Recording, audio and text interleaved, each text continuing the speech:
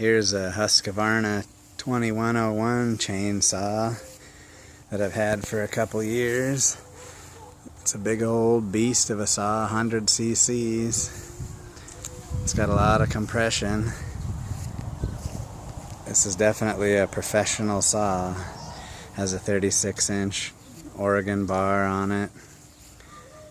And I cleaned it all up and got some cool chrome bolt nuts for it and just played around with it a little bit. It runs really nice. Sounds mean. But yeah, it's a big old chainsaw. It's in pretty good shape.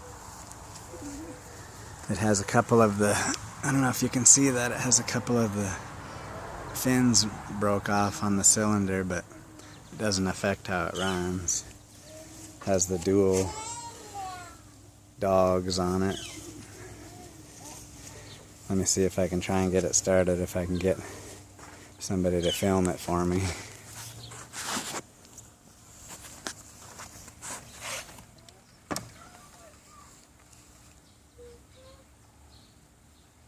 Come on, Betsy.